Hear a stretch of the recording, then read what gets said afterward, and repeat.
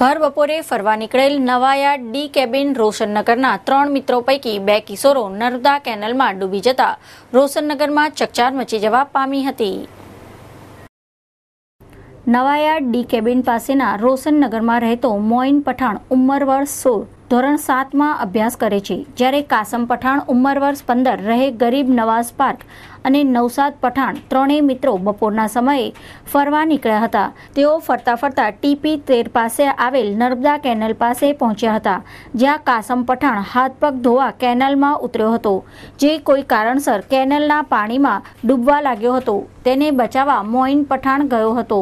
બંને મિત્રો કેનાલના પાણીમાં ડૂબવા લાગતા તેમણે બૂમાબૂમ કરી હતી, જેથી બાઇક પર બેઠેલા ત્રીજો મિત્ર નૌશાદ દોડી આવ્યો હતો। નૌશાદ તેઓને બચાવવાનો પ્રયાસ કરે એ પહેલા જ બંને મિત્રો પાણીમાં ગરકાવ થઈ ગયા હતા અને મોતને ભેટ્યા હતા। ફાયર બ્રિગેડના જવાનોએ બંને કિશોરના મૃતદેહની શોધખોળ હાથ ધરી છે। આજે પેલા ફરવા આવ્યા હતા તો એ પહેલા અંદર નહેરમાં ઘૂસ્યો નાહવા માટે, એ 2 જણ જતા રહ્યા અંદર।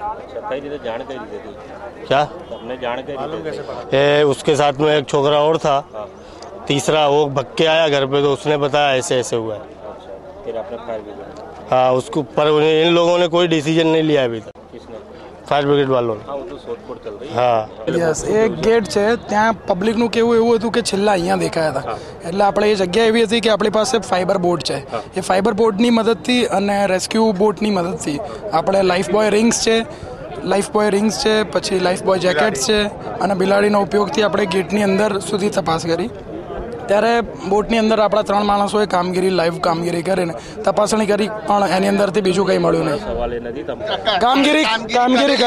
કામગીરી કરતા હતા એ પ્રમાણે એમના રીતે જ કામગીરી કરે છે અને એ લોકો 3 ઘંટાની કામગીરી છે।